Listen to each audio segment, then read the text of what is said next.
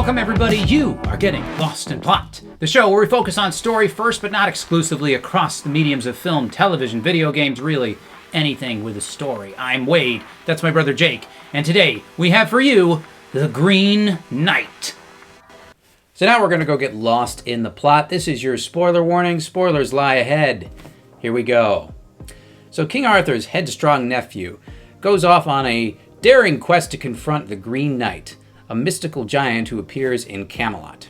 Risking his head, he sets off on an epic adventure to prove himself to family and the court.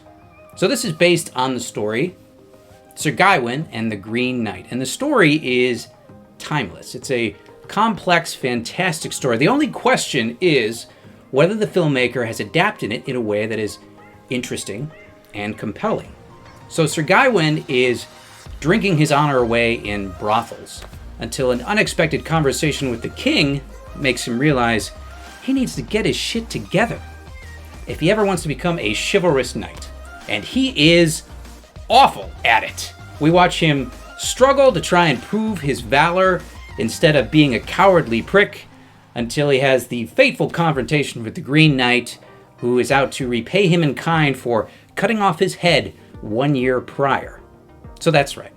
Cut off my head, Sir Knight, and in 1 year, I'm going to come back and find you and cut off yours, and then we'll see who's left to talk about it. And that is the challenge of the Green Knight. That's the challenge, and he is a cowardly prick, but he gets in over his head to the point where he might lose his head, where he accepts the Green Knight's challenge because he realizes he does not have a tale of daring do as all the other knights around the round table do. And so he thinks this might be his chance. He confronts the Green Knight, and then in a year hence, he's got to go He is such a profoundly flawed character that it kind of makes him perfect for all of this. So many times you see a character that's got all these great abilities. He's got nothing except an aspiration to be great without earning any of it. And that's kind of the whole premise for our story here is, trying to be seen as a chivalrous knight in King Arthur's court without really having any of the supporting acts and deeds to prove yourself such. That's right. That's the premise of the story. Now let's find out who wrote it. Who wrote this? That's right. Now, say my name. Talking about who wrote this, and we've seen his name. It is David Lowery. So he's got a few credits. We might not have a whole lot to say about them because we haven't seen any. No. So let's start with 2013. This is an independent film that gained a lot of critical acclaim. It's called Ain't Them Bodies Saints. That's not much more I can say to you about it. I know it's set, I think, around Depression era times, and it's about kind of a Bonnie and Clyde couple on the run. It looked pretty interesting. I might go back and watch it now. I feel bad that I haven't seen it to this point. Well, I haven't seen it either. Not so I curious? don't know what to tell you. I haven't seen that one. I haven't seen the next one, which is 2016's Pete's Dragon, the live-action remake of the Disney animated classic. Well, the first one was live action too, wasn't it? I think just the dragon was animated. Maybe you're right. The people were real. Yeah, maybe you're right. They did like that Mary Poppins mix thing. I remember that Pete's Dragon. I didn't see this Pete's Dragon. Anyway, the one that I recognized immediately, but I never actually sat down to watch, was the one with Casey Affleck walking around with a bedsheet over his head the entire film. That's the one. A Ghost Story. You don't remember seeing those trailers? No. He walks around in like a bedsheet. It's like Charlie Brown on Halloween. Oh. All right. Audience likes it, though. So A Ghost Story and Ain't Them Bodies Saints both checking in with solid 7s from the audience score. This one, The Green Knight, down there at a 6. This is his lowest of the 4. That's what it is. It's at a 6. People are going to have some differing views on it, I would imagine. So let's get to mine and breaking the story. Break it. So my one thing for The Green Knight is the pig goat. What is a pig goat? Well, obviously, it's the offspring of a pig and a goat. So what does it have to do with this movie? Well, let me take you on a bit of a thought experiment. Imagine for me, if you will, that David Lynch has directed an episode of Peppa Pig. Now, you and I might rush out to see that for the bizarre spectacle, but it's unlikely to please audiences of either element. Now, even though those elements might be perfectly fine in their own right, you can run into trouble when you mix them, like pouring whiskey over your Cocoa Puffs. Enter the Green Knight, where Arthurian legend meets psychological horror. In a film directed with such a heavy hand that the plot itself is banished to the background, and the rest of it plays like a showcase of the director's artistic sensibilities. Which isn't to say it's bad directing, which isn't to say it's a bad story. It is to say that those two things are just bad for each other, like the pig and the goat. You can marry a goat to a pig, but you're going to end up with a pig goat. And it's going to be weird and unsettling, which is exactly how I felt when I was watching this movie. Yeah, and I think you hit on why this is coming in at a 6 in the audience score, because it is challenging. This is an art house interpretation of this timeless story, and I really enjoy the story aspects of it, what the story is saying, the thematics of it. But you're right, a lot of people, let's not say all people, but a lot of people are going to be turned off that this is, an independent filmmaker, this is an art house style, and it's Camelot probably in one of the most strange ways you've ever And seen. some people are going to like that because they're contrarians and they like that it's inaccessible. have a different level of what you can take, and to hell with those people is my opinion. This is a film that with all appearance, with all of its gussied up imagery and all of its sequences, seems to have these high lofty pretensions for a story that is a very simple moral at its core. Better to die with honor than to live like a weasel in this kind of sham life that you could otherwise make for yourself. And for me, who wasn't particularly familiar with the story of the Green Knight moving in, I thought that there was always going to be some bigger thing behind it. Until the end of the movie, I'm just like, oh, that's it? It's just that simple lesson? I said, what's all the bullshit that came before it? And I think it's the art house sensibility with something that probably wasn't intended for it. I mean, we're talking about King Arthur's court. And King Arthur ambles around like he's half dead. His round table is shot in such low light you can't even see the assholes. Merlin's in there somewhere, and it's just really a bizarre take. Camelot is shot like an unlit bathroom, is the feeling that I had watching the whole thing. It's just dark shadows and shit everywhere, and probably piss and fertilizer in all the corners. And King Arthur, I'm trying to remember the actor's name. I think it's Sean something. Yeah.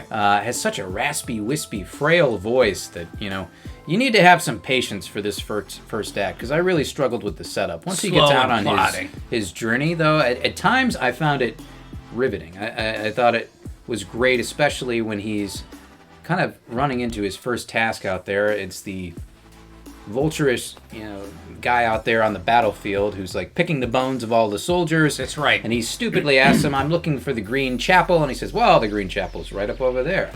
And he blindly trusts him and nearly dies because of it. Yeah, and he doesn't give him enough money for the tip or whatever it is. We basically, we'll journey with Sir Gawain. What's it? Sir Gawain. Sir Gawain. We journey with Sir Gawain, and everything is kind of a misadventure. It's an opportunity for him to be chivalrous, to be a knight, and he fails miserably every time. Most every time. Except for when he dives into the pond and he rescues the woman's skull and brings it back to her. He does actually live up to what it means to be a knight. But every other opportunity, he just fails. He fails to act with integrity, to act even with that honor. moment when he brings her back the head is just to be a reflection of what he will turn out to be. When she asks him, are you the one that came here and had your way with me and cut off my head and threw it in the lake? And he tells her, I would never do such a thing. But then when we get towards the end of the film and he's seeing what the trajectory of his life would be if he goes back and becomes king, he is that guy. Maybe he doesn't do that exactly, but he is exactly that thing he thought he would never be. So he's understanding now. That's kind of a prelude to his choice and him determining whether he's going to go down that path. It's true, and there's a moment there when he's about to jump into the water and rescue her head, and he asks her, he's like, well, what are you going to give me for this? And she just looks at him and goes, why would you ask me that? That is not a knightly thing to do. No. And great acting performances, other than King Arthur, who I didn't really like this interpretation of. Agreed. But roundly everybody else, the acting was fantastic. Phenomenal. Yeah. Phenomenal. And like I said, I don't think the directing's bad. I don't think the story's bad. I just don't think they marry well. And that's my main criticism for this one. That's fair. Well, we'll see now where that leaves us. If the art style doesn't really marry with your story, does that mean you are dead or alive?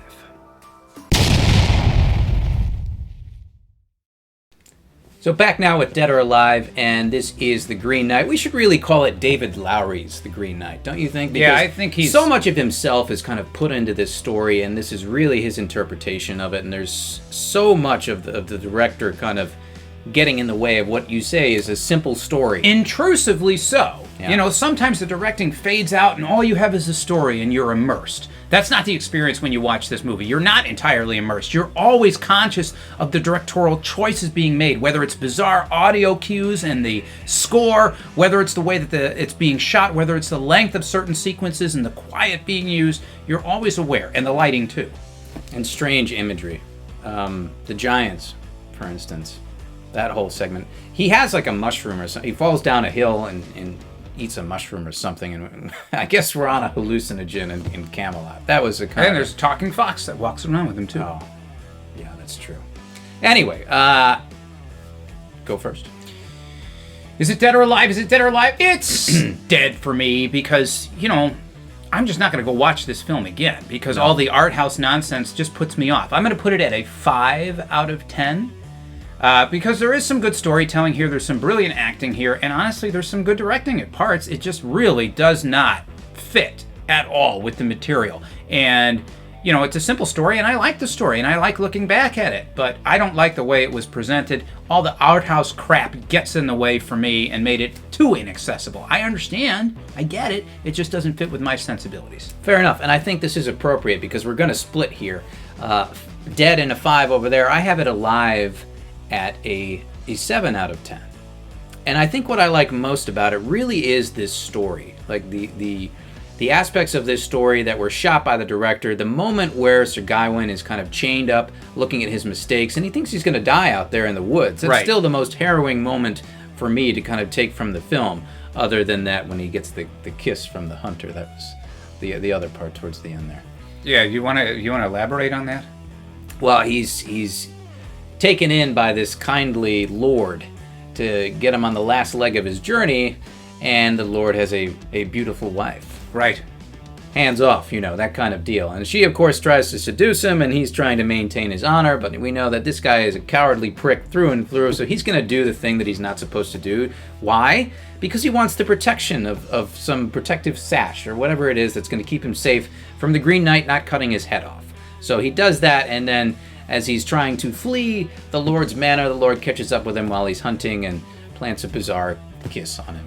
I don't know. Well, that's what happens, but why? Why does it happen? Why does it? It's a final embarrassment. It's something that the guy deserves, really. But anyway, I like that we're splitting here because we're giving you two different perspectives there. Because I totally understand that some people are going to look at this and say, oh, what crap. I don't need any of that art house indie garbage with this story. Not for me. I don't want to sit through that for the 2-hour runtime.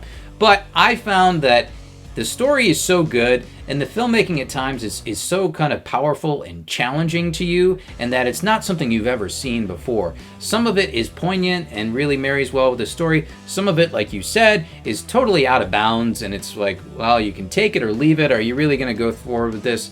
But that's why I had it at a 7 out of 10. It was a very memorable film-going experience and a powerful film in time, and there's some really talent behind the camera there, but like you, I wouldn't watch it again. No, but I don't begrudge you keeping it alive either. I can perfectly see that because I found a lot worth mining in here. A lot of great performances and some really good sequences and a pretty good story altogether.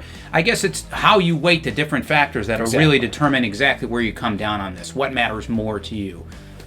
You know what matters to you. If you're not going to sit through an art house independent interpretation of King Arthur and his court, then pass this one. If you're looking for something a little bit different, a little bit off the beaten path, more challenging, go ahead, give it a shot. You may enjoy this one, The Green Knight. David Lowery's. Guys, it's a split. Come into the comments section down below and determine it one way or the other. Is this movie, is it alive or is it dead? Share your thoughts with us if you so choose. We'd love to read them. If you liked this video, please give us a thumbs. If you loved it, give us a subscription, and we will see you all on the next one. And follow our Twitter account. Oh, yeah.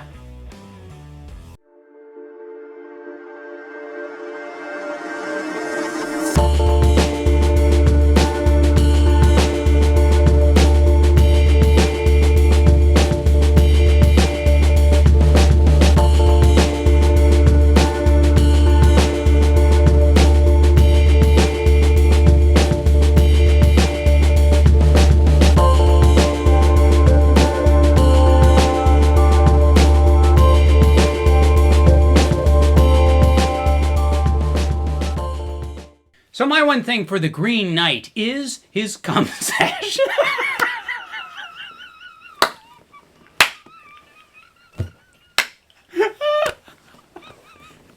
I can't get away with saying cum sash.